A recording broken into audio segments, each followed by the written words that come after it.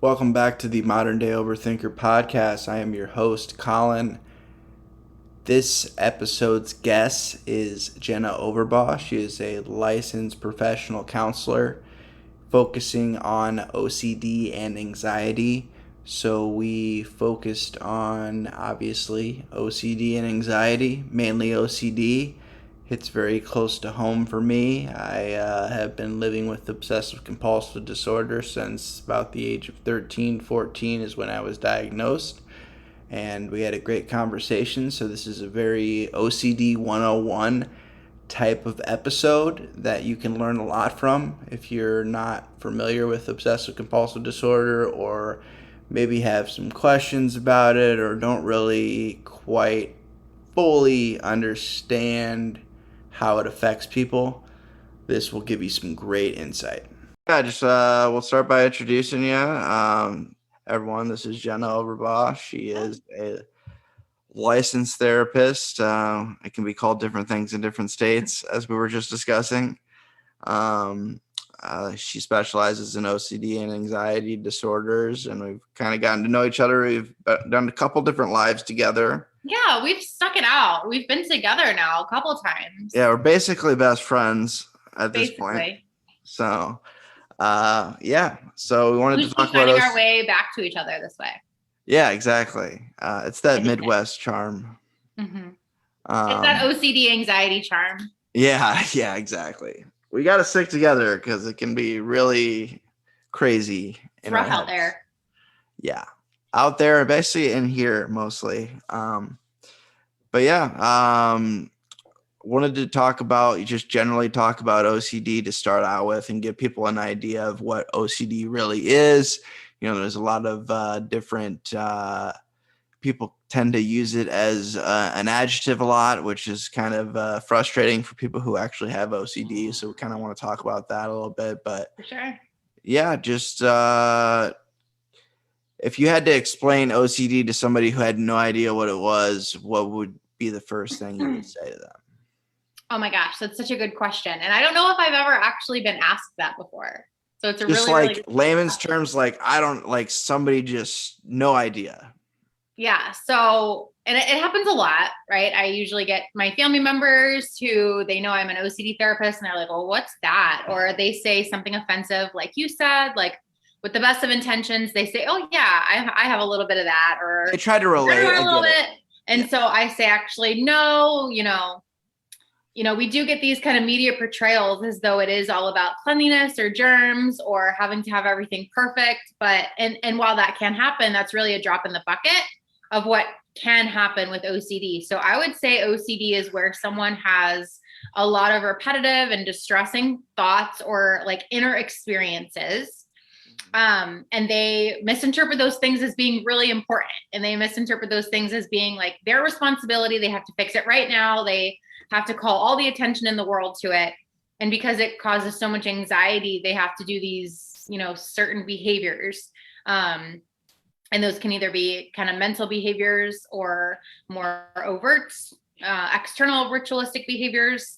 And that feels really good in the moment. It feels like, oh, cool. Okay, I don't have to worry about that anymore. But it just negatively kind of reinforces that thought or that negative experience in the first place. So then they feel themselves having to do more of it and more of it and more of it. It's kind of like anxiety meets a casino. It starts off okay, I'm just going to do this one thing. I'm just going to do this one behavior, but you keep needing more. You keep needing more and more and more and more. So it's a cycle. Basically, you get yourself into it's basically kind of like a hamster running on a wheel.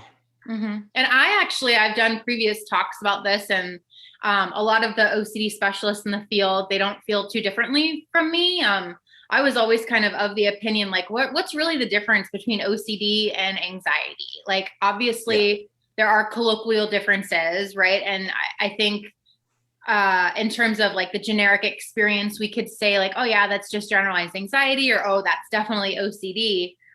But when it comes down to it, when we look at the functions and we look at the analysis of the cycle and how it all works, it works exactly the same. Mm-hmm. So it kind of becomes a difference in parsing out trivial distinctions between generalized anxiety disorder and OCD. I always think of generalized anxiety disorder as kind of like this rolling thunder. It's kind of like just this like constant in the background, but never really too much. Like it never really, pulls you away from anything too much. Unless you have an anxiety attack, obviously. Yeah, I think of OCD as like a lightning bolt. Not to say that a rolling storm or like rolling thunder can't also be awful. I definitely think it will be awful, but I think of it as far as like the pervasiveness and the intensity in that moment. So yeah, I think they're very similar, and we treat them similarly. Yeah, it can get really intense. I mean, when you get in that that mode of like that fight or flight type of mentality, like where you have to do something, otherwise you think, you're going to be, stuck, or something bad's going to happen, or whatever your fear is. There's always a fear behind the before you do the compulsion, basically, that makes you want to act on the compulsion to make you feel like better for that particular time period. But compulsions, as I've learned, are just making things worse, and the more you do them, the harder it is for you to get back into defeating the OCD bully, as I've learned that term recently, and I like that a lot. The bully inside your head that you're dealing with. And yeah, I've been struggling back and forth, whether it's like, like a ridiculous, like hard to get out of bed struggle to, just struggling with it on a day-to-day basis, as like, it's kind of like, it's kind of like a fly that won't go away sometimes. Yeah. I actually use that analogy a lot with people. It's so weird that you say that, because it's literally an analogy that I use all the time to talk about, imagine you were at a campfire, right? Like you're doing an enjoyable activity, you're socializing, you're hanging out with your friends, you're by this like beautiful fire, having a good time. Let's say that there was this like obnoxious fly or this obnoxious mosquito, right? And it's just like kind of buzzing around you, and it's just really obnoxious. We want people through treatment, this is something that we try to have them do. We want them to try to treat these intrusive thoughts or these intrusive experiences, kind of like that mosquito or kind of like that fly, right? Like just kind of like temporarily you find it obnoxious, but without too much difficulty, right? You can bring it back to what it is that you value. You can bring it back to the bonfire. You can bring it back to the socializing. You kind of can table that. As opposed to what OCD wants you to do, which is like, no, I can't enjoy this bonfire. I can't be with my friends. I need to hone in on this mosquito. I need to hone in on this fly and take care of it right now. And it's this mosquito that you'll never be able to catch. So you can completely take yourself out of reality with like dealing with it. It's ridiculous. Like, when people talk about like, out in a crowded room and you feel like you're by yourself because you kind of get into your own head and you get into your own world, and you're so ultra focused on this obsession that it controls everything. Yeah, for sure. I've definitely gotten to that point many a times. But yeah, since we've last talked, there's been some changes in my therapy and what I've been doing to approach and work on my OCD. And I finally took the leap after wanting to do it for so long anyway. Unfortunately, insurance is still an issue, but whatever. I'm just dealing with it. I work with insurance anyway, so I know how complicated it can be. Made the leap to... Yeah, it's the worst. So I made the leap to no CD, which like I said, I've known about for a long time, and learned about it a little bit from you as well, and just from years and years I've had the app on my phone. I never really looked at it until like more recently, but it's a very cool experience, and I'm not getting paid to say any of this at all. And I didn't force them. Yeah, maybe they'll throw me a free session. I'm just kidding. But basically, what I like about it is I needed to focus on my main issue. And I needed somebody that specialized in that issue, because there's a lot of therapists out there that are really good at what they do. They're good at listening. They're good at providing feedback. And I had a really good therapist before I switched, and he was a great guy. He got me through a lot of things that I was going through, but we couldn't just like hyper focus on the OCD, just because that wasn't his like bread and butter. That wasn't his specialty. Like, he knew about anxiety, generalized anxiety. He understood like I have major depressive disorder. So he understood that. I mean, he understood OCD. He wasn't dumb by any means. He had a PhD. Wasn't an idiot. But at the same time, he, and he even knew about the hierarchy of fears. And we were starting with lower things that, didn't give me as much anxiety, and kind of working my way up with my exposures and things like that. But it just got to a point where it was like, I think I need to make a change and really focus on and face this head on like I need to. Well, and I think the fact that you finally did come to, whether it was us or whether it was someone else who really specializes in OCD, it was tough. It was tough to find somebody else, really, to be honest 100%. With you. 100%. And that's one of the big, you guys are kind of killing barriers. You're kind of killing the game. You're kind of taking it over right now, it seems like. Mm-hmm. Because I looked, and you don't know, like, when people say they specialize in OCD, you don't know if they really do. And going with a place like No CD, that's what's up. What's going on. What you signed up for. Yeah. And our training is incredible. So I do think that, in the event that if all the other boxes don't align, right? Like if you can't access treatment, if you're in an area where there's no ERP specialists, if it's an insurance thing, if it's money, if it's just a personal barrier, like you're just not there yet, I do think that there are other options, right? Like, I'd rather someone be in therapy than not in therapy at all. I'd rather someone like do a self-taught course than nothing at all. But at the end of the day, and I'm sure you can attest to this, like having someone who specializes in OCD, we're like OCD detectives. Like, we see things that are OCD that someone who's never or doesn't really specialize in it would like let go very easily, right? And it's a skill. Like, you really need to, the same way that like a chef has a really sensitive and like particular palate for certain ingredients. Having worked with OCD since 2008, I feel like I can see through things that, a run of the mill, or maybe they've only been working with OCD for a year or two, they might let slide. And with OCD, you really can't let that much slide, because it is one of those disorders, and right? Like, if you give the OCD a little bit of reassurance, or if you give it a little bit of a compulsion, it's not enough. You just need more, and you need more.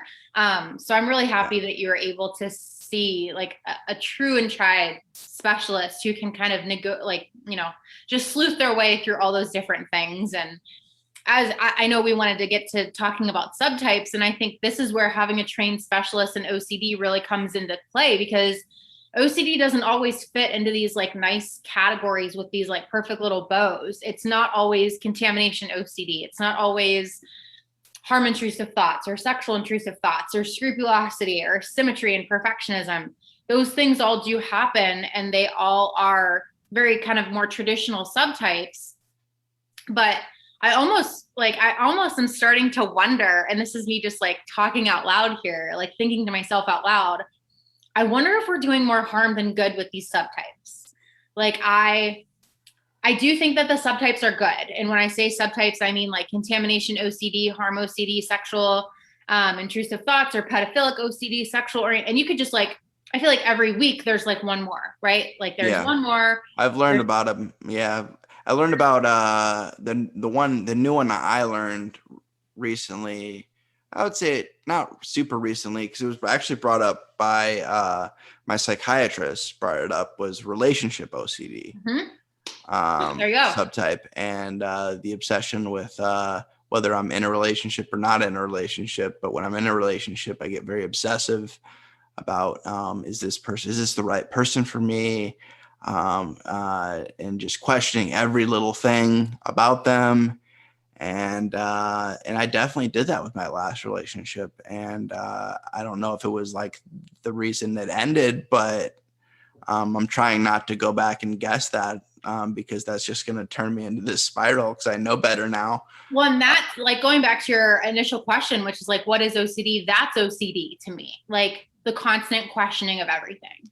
Oh yeah. Right? The what ifs, it feeds off of the what ifs is basically 100%. And like, we don't do that with any other disorder, right? Like we don't have relationship depression. We don't have divorce depression. We don't have like loss of job depression, right? It's just like, depression. Yeah. It's just depression. And we know that, right? Like when we feel sad and loss of interest and loss of engagement in our pleasurable and enjoyable activities, like we know that.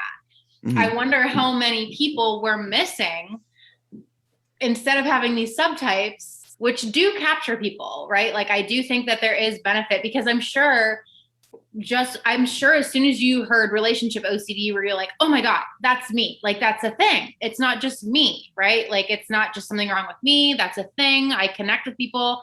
I can obsess over it. I can obsess over anything though. But yes. And so I wonder though, if we didn't have subtypes and if we just talked about OCD as being like the doubt disorder and like the what if disorder and just the questioning of everything disorder, would we be able to capture more people? Like, would you maybe have known, just like, when you're feeling depressed and you know what that is? I don't know. I know I understand what you're saying. Yeah. It's like they might get too carried away with the subtypes. I think I think the standard subtypes make sense, like the harm and contamination and things like that. Makes sense. Maybe you approach them a little bit differently. I don't know. But they're easier to explain. Like there's some of the subtypes that I do think make that make sense, that make people feel more comfortable. 100%. Like when you're talking about like the sexual ones, like for sure, like people that have like sexual intrusive thoughts about people they don't want to have thoughts about. And you put that into a subtype and people are like, oh, I'm not the only one that thinks like this. So thank God. Yeah, definitely. Like I don't want to throw the baby out with the bathwater. Like I don't want to get rid of them, but I just wonder. Yeah. I wonder all the time, right? Like I wonder how many people we're losing to the OCD diagnosis because they're like, oh, well, I don't have contamination, or like, I don't have like. I don't think so. I think you're getting obsessive over it. Probably. I do tend to do that. So I do tend to, as soon as my brain should be like off and not thinking about OCD treatment anymore, I tend to like go way too far into it, almost like existential or too philosophical, but deep down the rabbit hole. Yeah. Life's unanswerable questions for sure. Oh yeah. But anyway, right? Like we treat it the same. So we treat it all the same. And obviously, like you said, like there are some subtypes that are very, they experience difficulties that other subtypes maybe don't. So like the sexual intrusive thoughts, like there's a lot more taboo-ness associated with that versus say like the perfectionism and wanting everything just right in your house, so on and so forth. But we would. That's the one people think about off the bat. Like they think, if I say OCD, they think, oh, you must be really like to have things in order or have things like organized and, put together and, clean and things like that. I'm like, I know my mom wishes that, as I was growing up, but no. Yeah, no, I worked for the past 10 years before OCD, I worked in a residential setting. There were 28 individuals with the most debilitating OCD in the world. And anytime I told someone that I did that, they were like, oh yeah, they all must be super clean. They all must be like super tidy. Must be the cleanest hospital ever. And I'm like, no. Yeah. It's actually the complete opposite. Like these individuals, especially when COVID hit, like you'd think that you would think if you bought into all the stereotypes that everyone was wearing their masks and that everyone was washing their hands like crazy. And it's like, no, like people were terrified of wearing masks because they were afraid of the person who handed them the mask. They then didn't want to put that on their face, right? Like they're one step ahead. Yeah, like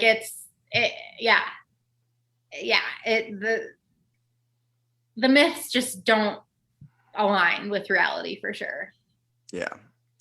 So let's talk a little bit more about the treatment for OCD. Obviously, let's do it.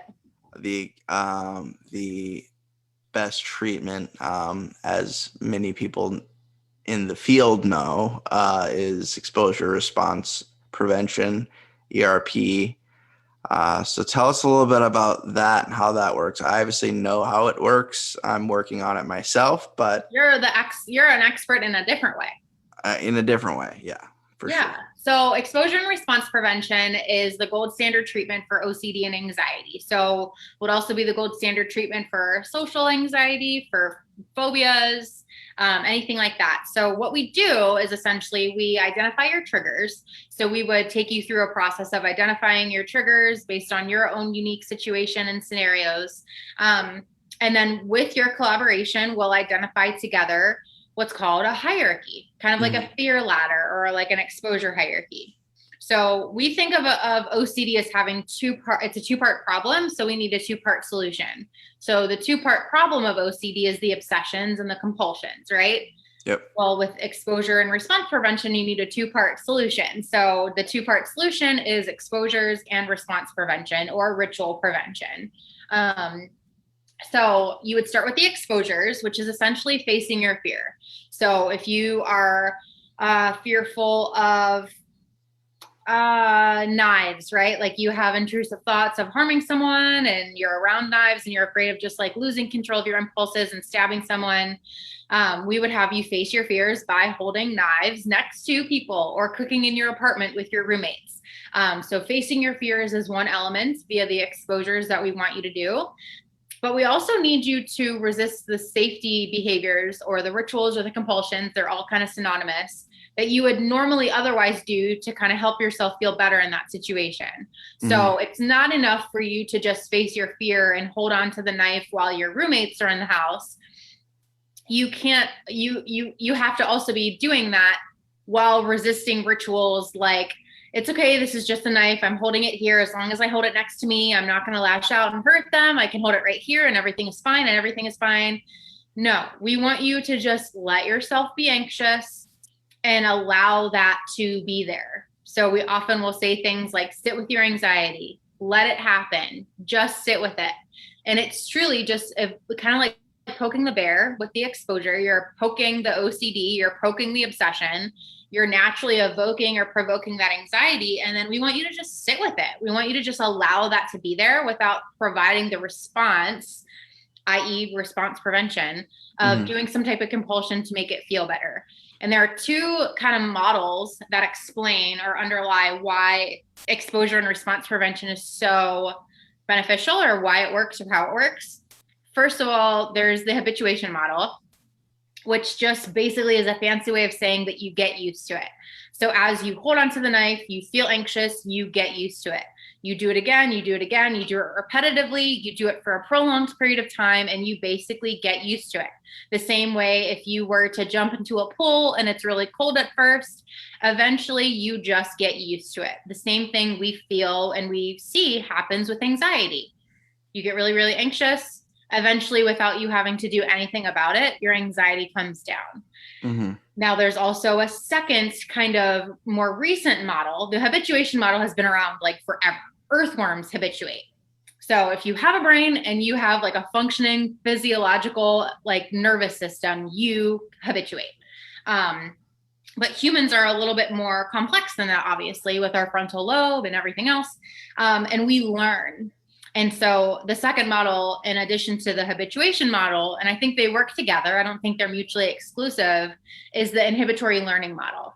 So the inhibitory learning model basically means, and this is a mouthful, that you replace fear expectancies i.e., what you are afraid will happen, what your brain tells you is going to happen that's scary. When you replace fear expectancies with new corrective experiences, i.e., oh my gosh, I can't believe I did that thing and my worst fear didn't come true. So this is essentially like if you were bit by a dog, right? So you had this fear expectancy that if I walk by a dog, I'll get bit. Yeah. That's your fear expectancy. And we all have fear expectancies, whether you have contamination OCD, whether you have harm intrusive thoughts, existential OCD, relationship OCD.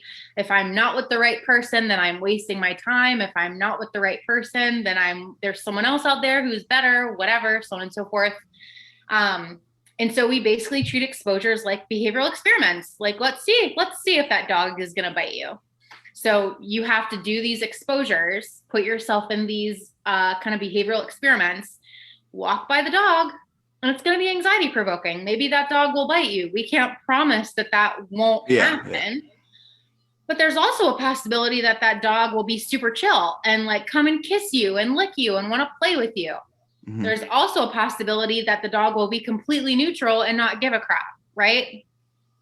But the reality is, if all you ever do is your avoidance and your ritualistic behavior or your safety behavior of avoiding the dog, you only ever reinforce that fear of like, good thing you avoided that dog. Good thing, because otherwise you would have gotten mauled. And it's like, maybe there were all these other things that could have happened and you never gave yourself a chance to see that mismatch.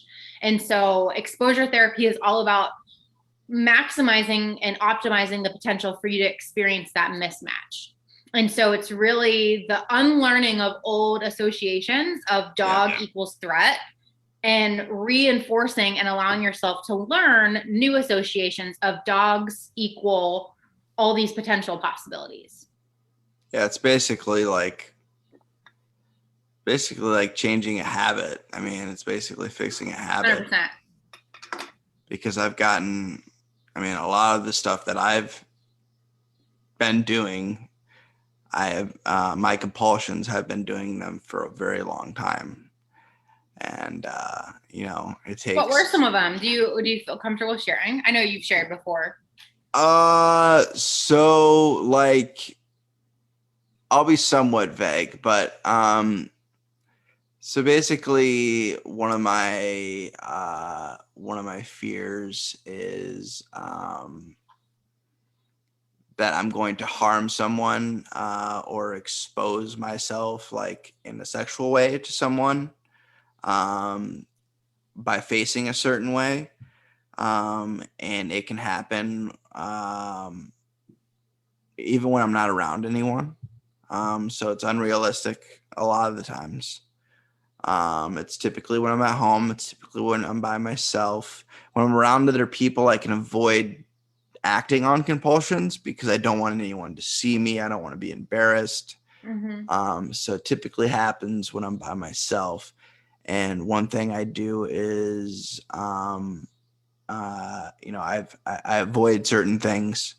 Like, for example, like one of the things I'm working on right now is, I haven't been, I used to be really, really like, I'm active on social media, but I used to be like really, really, really active on social media. Like, I'm getting back into it. I'm doing better. But I got to a point where, if I didn't press, post or, didn't do something a certain way while I was posting something on, whether it was on Twitter, on Facebook, on Instagram, anybody who's like watching this who knows me or who has seen me like post something on Facebook, then delete it like immediately, and you saw that, it was because I didn't think that I posted it the right way, or that the way I posted it, I was like exposing myself somehow to someone or something. And it was just it's a very unrealistic thing that I've created inside my head, and tricked myself into believing that I'm untricking myself by basically what I've been doing is, because I would avoid like liking people's posts or commenting on people's posts because I was like, oh, and then I got to go through, whether or not I did it right. So I just won't do it. So I'll avoid it. So avoidance was a huge thing. Well, Like, I remember even, I think after the first live that we did together, I think you wanted to not post it. Yeah, there was that happened. Yeah, there was I had that fear. One of the first things I did with my old therapist was he's like, there was like a TikTok that I started getting into TikTok a lot. I do love TikTok. Yeah, I thought I would. I never thought I'd say that, but I do like TikTok a lot. But so yeah, there was this TikTok that I had in a draft, and I was afraid to post it, and he made me post it like right in front of him and like not delete it. So that was one of my first experiences of that. And one of my things I'm doing right now is I'm purposely going through and commenting on people's posts or liking it and commenting on at least 3 posts a day, and not deleting it, and maybe facing the wrong way on purpose while I'm doing it. So I've been doing that, and that seems to be helping. Also interacting with people, like there's a lot of people, I do want to interact with people on social media. That's what it's for. And also it helps with, and I interact as myself. I interact as my brand sometimes. And I want to be able to do that openly and not have to have these unrealistic fears of doing that. And it's holding me back. And, it's held me back from posting other content. Like I do music and things like that. And it's been held me back from posting that. But I've gotten into kind of a mode where it's like, I'm going to do it. And it's kind of like, screw it. I'm just going to do it anyway. I'm not going to let this hold me back anymore. And the more I do it, the easier it has been getting. And it's been awesome, and it's helped me a lot. My engagement's been up with a lot of my stuff, and that I don't know, it makes me happy. And also I'm doing other things for myself mentally that are helping as well. Like I wasn't I don't know if last time I talked to you, but I started going to the gym, which wasn't doing. Yeah, that's I've awesome. been going to the gym for about a month and a half now, pretty consistently. I try to go 3 times a week. And if I miss it, I try to substitute something else because I have a couple things at home that I can do, just in case. Awesome. Good. I'm so happy for you. I started preparing myself for the winter just in case I don't want to leave my house. I have workout stuff. Yeah. Or if I get snowed in. For sure. But yeah, it's I always dreaded the gym. I always hated that place. I always had a fear behind it because when I was younger, I think it was like I don't know, like not a PTSD thing, but I think that's putting it too much on it. But when I was younger, I was scared to go to the gym because when I went to the gym when I was younger, I was in high school and I was a very small kid. I was a very scrawny kid. I could not lift any weight in comparison to anyone else. A lot of girls outbenched me, and it was just very embarrassing because I was a late bloomer. And so ever since then, I was like, I hate this place. I'm never coming back, Well, and it becomes that experience, right? Like you don't want to go to the gym because you're going to be like inundated with these negative emotions. And even when I'm at the gym now and I go to Planet Fitness, and Planet Fitness is supposed to be non-judgmental, I still think people are judging me, or people are watching my form or thinking I'm doing something wrong. I'm not as concerned about the weight thing. I've gotten over that. Like, I don't care. But yeah, like there's people watching my form and I'm like, am I doing this wrong or things like that? But it's gotten a lot better. And and I've just kind of had this drive and motivation to keep going Good. because I'm holding myself accountable. That's so good. Yeah, I'm proud of you. It's not easy, but like you said, it's a habit, right? Like you need to establish this new habit and keep this new habit of going to the gym good while habits. also letting go of these other habits that you typically would have found comfort in. But you can probably speak to this too. Exposure therapy is not one of those things like doing a ritual is like immediately gratifying, right? Like taking that post down, it's like instant gratification. It feels like, good right away. You're safe. Yeah. Doing exposure therapy does not feel good right away, right? Like it's like a job where you work, but you don't get the paycheck until the next year. It's a really great paycheck, but you don't get that right away. It's not like where you go waitress and you get to take home cash that night. Like you have to put in a lot of the work and you might not even be sure that it's going to be effective, right? Like you might have a lot of doubt about the process, but you keep working and you keep working and you keep working. And eventually it's like, oh my gosh, I've been going to the gym for the past couple weeks for 3 days and I'm not giving into these rituals. My engagement is up. And like you start to put it together and it's like, life is way better now. Life is way better now, but you have to work for it too. That's what I'm learning is like, I'm trying to do everything I can. Right. The only thing I'm struggling with right now is if I don't have like, I actually don't like the weekends as much as I used to, because if I don't have something going on. Unstructured time. Yeah, because I'll sleep. That's my escape. It's not even necessarily when I'm depressed. Like I like legitimately enjoy sleep a lot. And but it's like I waste so much time. But as soon as I do get out of bed, whether it's even if it is super late, I can be productive and I can get things done and I'm motivated.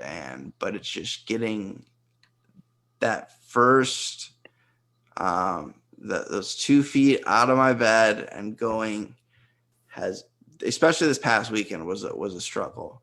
This past weekend, that's funny. That's what this shirt's from. It's from a podcast called This Past Weekend, actually. Nice. Shameless plug that it's comedian. His name's Theo Von. He's got a mullet. I don't know if you've ever seen his stuff on Facebook, but I'll share something with you. He's actually he's very open about his mental health on his podcast as well. He's a comedian. He just talks about all kinds of stuff. He'll sometimes do the podcast by himself, which I hope I can get to that point someday where I can be that entertaining where people will just watch me by myself because he just says the most ridiculous things. And that's another thing I've done to face my fears is I've done stand-up twice now, which was something I always wanted to do. First time was a crazy amount of anxiety and it was I don't think it went very well, but I got it done. I did it. The second time I was able to go up there with like a better attitude of like, it doesn't really matter. Like it was only 5 minutes. It's not a lot of time. And I kind of prepared myself a little bit more too. Like I've recorded myself a couple times doing my jokes and things like that. And I just went up there and just kind of I kind of winged it, but I knew what I was going to talk about at the same time. I actually went over my time, which is not good. Luckily, the place I was doing stand-up at, I knew the guy that was running it, and he was like, yeah, you got to watch that next time or watch that when you go to other places because they will cut the mic off right at 5 minutes. Oh no. It's just like because they don't want people to, they want everybody to get an equal amount of time. It's all about, I get it. I didn't go too far over, luckily, but I kind of rambled a little bit more, but that was because of the nerves a little bit, but also I didn't want to like look at my notes, or my notes as in my phone. Cause the first time I was kind of like looking at my phone too much didn't feel as natural. I wanted it to be more natural, and I feel like that helped me a little bit more. And but yeah, it's something I want to continue doing because and that's another way for me to talk about mental health and joke about it too. Because it eases the tension of it, and kind of I'm able to talk about it, and it doesn't have to be in a serious manner all the time. And people that can relate will understand and be able to laugh about it. And I recently I talked about this I did a Facebook Live last week on Wednesday, and it was right just a couple days after a friend of mine attempted suicide last week. Luckily, thanks to Find My iPhone, someone found her and was able to save her life. So I was able to go see her, because they had her on a hold, of course, for a few days and talk to her. But like most of the time we were laughing. I mean, we were joking about stuff, and I was making light of the situation, like in the right ways. I've always had a way of doing that. And I think I can do that with stand-up as well. And as another way of, and so not letting anxiety or OCD or depression take that from you, because it's really special. Yeah, because that stuff holds me back. I mean, I realize how much of I used to blame all kinds of people, things, and situations for where I was at. But at the end of the day, it's me. It's me that's holding me back. It's always been me. And that's, a big reason why I stay in recovery too, because that was an escape and a quick fix. You were talking about how, exposure response takes time. It's not instant gratification, but that's what drugs was. That's what alcohol was. That was instant gratification. That was something that I could instantly change the way I feel. But in the long run, it was the complete opposite. In the long run, I had a smaller paycheck or no paycheck or negative paycheck. And now me doing what I need to do, I end up with more benefits in the end, and it just makes more sense.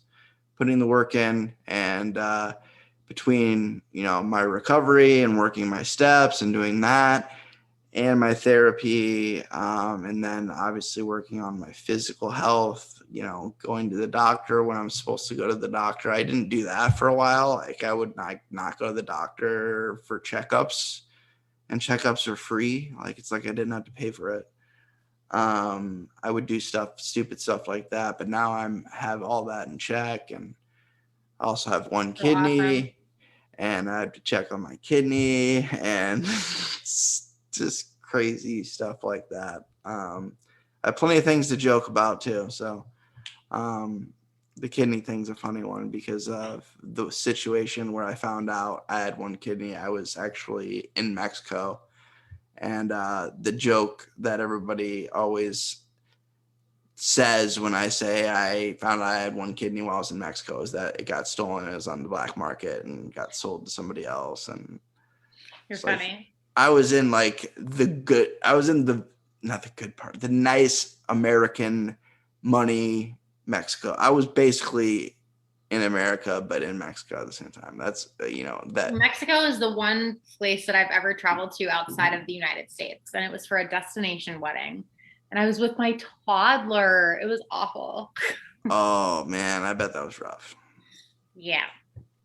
How old is your son now? He was like a year and a half, so it was even worse. How old is he? 2 or 3? He's 3.5 now. Wow. Mm-hmm. Yeah. So it was like the worst. It was like one of those vacations where you need a vacation from your vacation. Yeah. Yeah.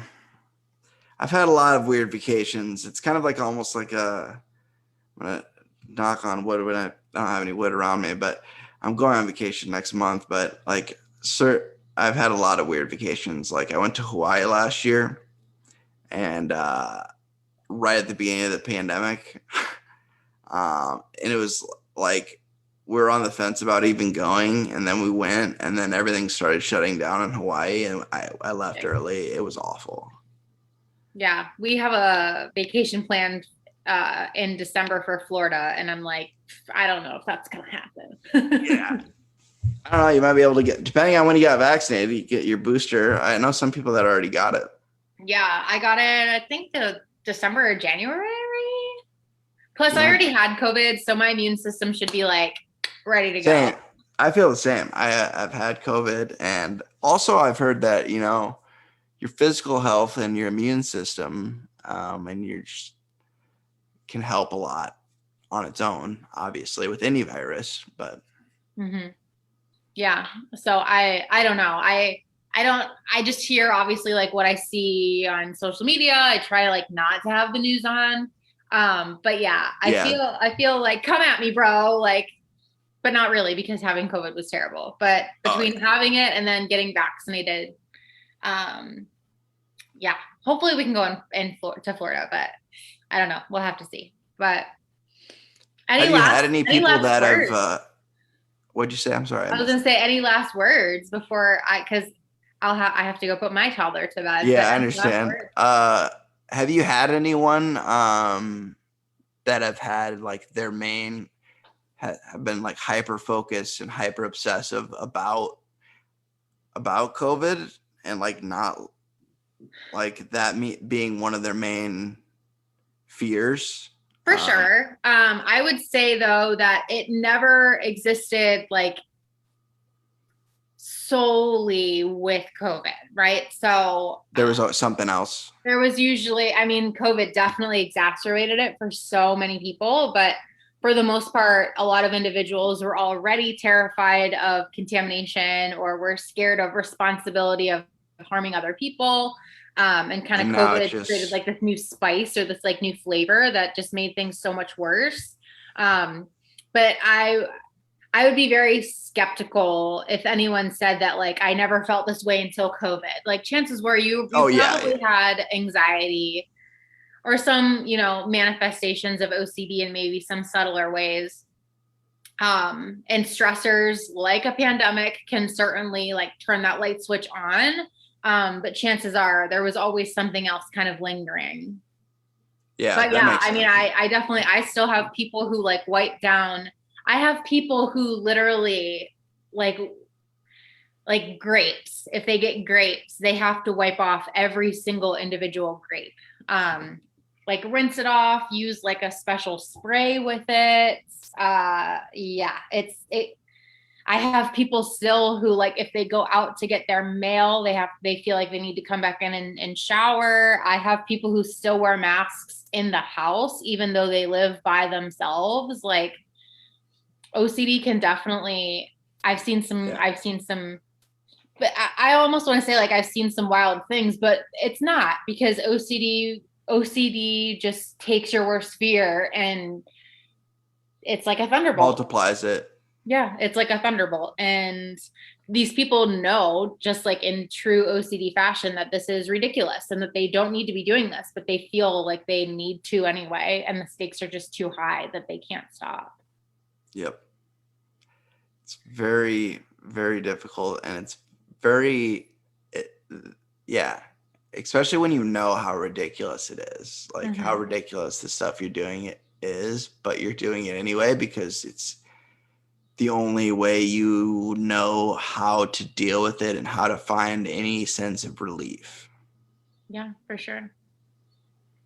But yeah. Thanks, but that's why OCD's here. That's why I'm here. That's why you're here telling your story. And it sucks to resist those rituals, but there's so much else waiting for you on the other side of that, like going to the gym and all these other cool things that you value that had you let your OCD run the show, you may not be able to get to do the things that you want to do. Yeah, there used to be places that I wouldn't go for a long time. This was years back, but I would like, because I was worried about, you know, the harm OCD or the exposure OCD, whatever I was going through. I would avoid certain scenarios where I knew that I would be put in a situation where my anxiety would be heightened.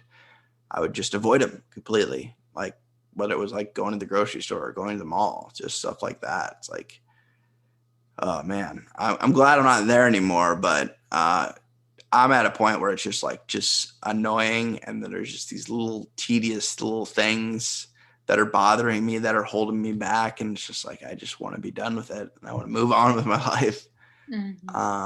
Absolutely. So yeah, that's why that's why I have 2 sessions this week. I'm not messing around. So we're really getting into it. Well, yeah. And I like, let me know. I'm really curious just as a friend, right? Like, I'm curious how you're digging it. And, you know, I was with you at the beginning of the pandemic, and I think we did our first live together. So, I mean, you just seem happier. You seem more confident. Yeah. I'm just really happy for you. Yeah. And I did find, I obviously couldn't have you as my therapist, but I found a really good therapist, and I think you agree. So Yes, I do. Yeah. We have great therapists, and I'm just really happy because, as you know, like, you need a specialized therapist in this. It's not accessible to everybody, but it's so effective. Like, if you do the work and you really listen to your therapist, and you're not playing games, and you show up for your appointments, and you do the things, like, it doesn't take all that long to start to feel better, right? Like, and the fact that I can talk to her if I need to in between sessions, like, I don't really we don't have full on conversations, but like, I could be like, hey, I told her about this tonight because I think I brought it up last week, and I was like, oh, I better send her the link. She's like, I don't have Facebook, but my husband does. And so I don't know, maybe she watched it or she'll watch it later. I was like, you can watch it later too. You don't have to watch it as it's going on. Yeah. Well, that warms our heart for as therapists. Like, it's really cool because in order to really benefit from this therapy, you can't just do the exposures in session. Like, you can't just do what your therapist tells you to do. You have to live the lifestyle. You have to take it on and like absorb it and really understand the treatment and make it a lifestyle. It's not just like, okay, I have to do this exposure and then I'm done. I have to do this exposure, cross it off my list, and then I'm done. It's like, no, you're reworking your relationship with negative emotions. You're reworking your relationship with fear. And like that, those are skills that you can take with you forever. So as a therapist, like, I'm sure if she does watch, or if she does even just like think about you doing this, it probably warms her heart, because it's like, that's you. You're not just doing the exposure, right? Like, you're implementing this into your lifestyle. You're taking in the information, you're absorbing it, and you're defending the logic of it, which is really, really cool. Yeah. I mean, I'm doing whatever I have to do. I mean, at this point, it's like either, I mean, what else is there left to do at this point? Like, I've been dealing with this for so long. It's just like, that's not kind of how I felt when I got in recovery, when I quit using drugs. It was just like, I had to stop. It's just like, I know where this is going. It's only going to get worse. And I don't want that to happen. I want to get better, and I want to help others get better too. So. Yeah. Well, such an inspiration. I'm so happy that you're here and that you have the platform that you do, and you can help other people. And like, I'm excited, like, again, for you, like, as a friend, I'm just really excited for you that you found something. Like, what you're going through right now, I have chills. Like, I want everyone to find that for themselves. I want them to be like sick of what the OCD has done. I want them to be ready to do whatever the hell they have to do to get better. And just take even if it's not OCD, if it's something else, like, the therapy just, I mean, it helps. And listen to your therapist. Don't bullshit your therapist. That's another thing. I don't think I could bullshit my therapist, to be honest with you. She's pretty good. That's awesome. I picked up on that. Like, there's been a couple things I've said where she's like, and it's like, and I need that. I need somebody to hold me accountable sometimes. I'm not perfect. So I'm so glad that you found someone so good. Yeah, me too. Yeah. Well, keep me posted. I'm gonna go get some sleep, but keep me posted. I wish you, I mean, truly, just as a friend, as like a fellow OCD nerd, I wish you the best, and I want you to keep me updated on how you're doing. I will. I'll definitely let you know, and I'm sure we'll talk soon. Yeah, we'll talk soon. Thank you so much. Bye, guys. Let me know if you have any questions. Come see us more at No CD. Yeah, we're here for you. Whenever your peeps are ready, we're here for you. And we have we have a great community. If anyone out there is listening, even if you're not ready for therapy, we have free support groups. Even if you're not in therapy, you can still come and take part and participate in our support groups. So just download our OCD app, just like you were saying. You were using the app and kind of navigating the app for the longest time before you jumped in and got therapy. So therapy is it's obviously the biggest resource that we offer, but we also offer an in-app community where you can be with other people. Support groups, like I said, are free. We also offer like exposure and response prevention tools, like little SOS functions. If you're really struggling and you need to like find your center and have one of our experts kind of walk you through an exposure, we offer that too. So lots of really cool stuff. And yeah, this was fun. Thank you so much for having me. No problem, Jenna. I'll talk to you soon. Julio, see ya. Best of luck too. Keep me posted.